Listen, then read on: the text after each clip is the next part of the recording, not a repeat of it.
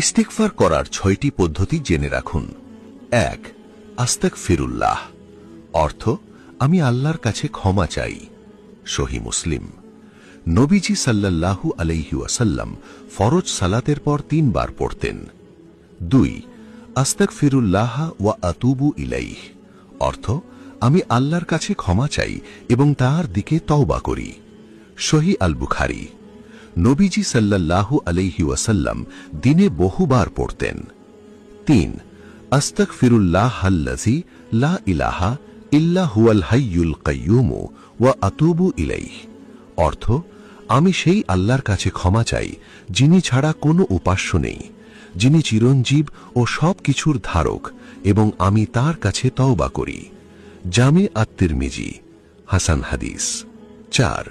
আল্লাহুম্মা ইন্নী যালামতু নাফসি যুলমান কাসীরা ওয়া লা ইয়াগফিরু যুনুবা ইল্লা আনতা ফাগফিরলি মাগফিরাতান মিন ইনদিকা ওয়ারহামনি ইন্নাকা আনতাল গফুরুর রহিম, অর্থ হে আল্লাহ, আমি নিজের উপর অনেক জুলুম করেছি, আপনি ছাড়া গুনাহ ক্ষমা করার কেউ নেই, তাই আপনার পক্ষ থেকে আমাকে ক্ষমা করুন এবং আমার উপর রহম করুন, নিশ্চয়ই আপনি ক্ষমাশীল, পরম দয়ালু।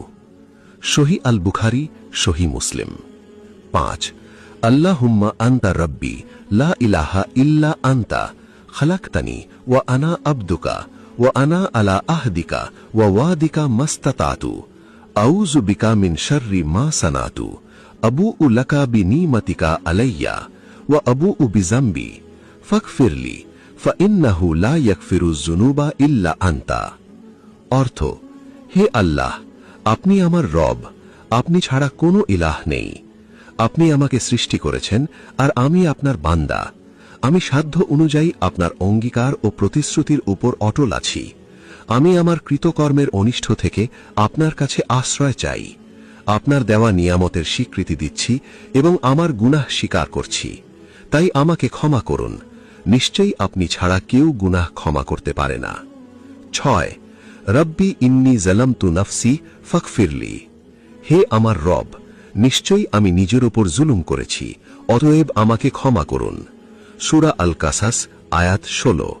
নিয়মিত ইস্তেগফার করলে আল্লাহ তাআলা গুনাহ মাফ করেন, অন্তরে প্রশান্তি দান করেন